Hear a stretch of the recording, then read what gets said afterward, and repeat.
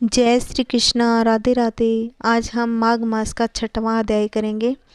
दैत्यात्रेय जी बोले, अब मैं तुमसे एक और पौराणिक इतिहास कहता हूँ, जो ध्यान से सुनो। हे राजन, पहले सतयुग में निषेध नगर में हेमकुंडल नाम का एक धनी वैश्य रहता था।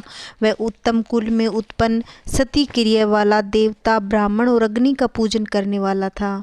वह खेती तथा विशेषकर खरीदा बेची का व्यापार करता था और गाय, घोड़े, भैंस आदि पशुओं का पालन करता था। दूध, दही, मट्ठा, लकड़ी, फल फूल, नमक, पीपल, साग, तेल, अनेक प्रकार के वस्त्र, धातु, गुड़, खांड आदि का व्यापार से उसे सारा धन इकट्ठा कर लिया था। एक दिन बुढ़ापा आने पर वह सोचने लगा कि अब उसकी मृत्यु निकट है। उसने धन के छठे भाग से उसने धर्म के कार्य में विष्णु मंदिर और विशाल्य आदि बनवाए, तालाब, बावड़ी और सरोवर खुदवाए। वह सूर्योदय से शाम तक वह दान किया करता था। नगर के बाहर चारों ओर उसने सुंदर प्याऊ भी लगवाई।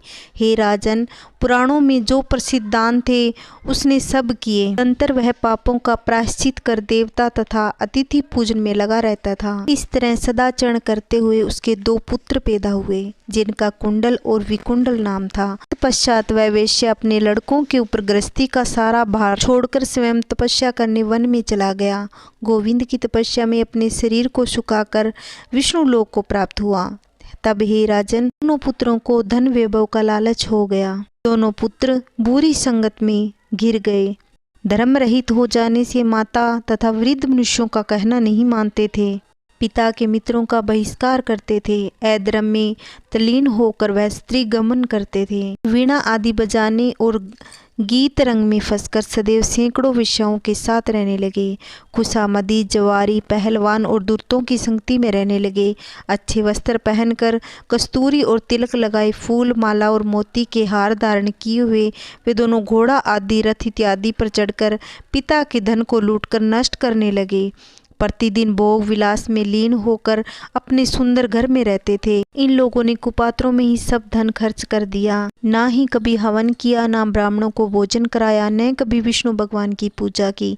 इस प्रकार थोड़े ही दिनों बाद सब धन नष्ट हो गया। वे अत्यंत दुखी होकर गरीब हो गए। तब भूख और प्यास से व्याकुल होकर शोक में पड़ गए। जब उनके पास कोई साधन भोजन का भी नहीं रहा, उनके सभी सगे संबंधी इत्यादि सभी धन की कमी के कारण उनको छोड़ के चले गए और नगर में उनकी बुराई होने लगी। हे राजन, तब इन दोनों ने नगर में चोरी करना आरंभ कर दिया। राजा और उपवाद के भय से तथा लोगों के ऋण से दुखी होकर वे नगर छोड़कर वन में रहने लगे। वहां पर वे मूर्ख अपने वाणों से पक्षियों और मृग, खरगोश, गोदा आदि हिंसक पशुओं को मारते थे और बड़े बलवान बिलों के साथ रहकर सदैव शिकार करते थे। इस प्रकार मांस आदि का भी भोजन करते थे। दुष्ट पापी एक समय किसी पर्वत पर गए। हे राजन, उसमें से बड़े भाई को तो शेर ने खा लिया और छोटे को सांप ने डस लिया। एक ही दिन में वे दोनों मर गए। तब यमदूत इन दोनों को यमलोक में ले गए और वहां जाकर कहा कि हे यमराज, हम आपकी आज्ञा से इन दोनों पापियों को आपके पास लाए हैं। अब हमें आज्ञा दीजिए कि इन दोनों महापापियों का क्या करें। आज का माघ महात्म्य का 6वां अध्याय समाप्त। जय श्री कृष्णा। राधे राधे।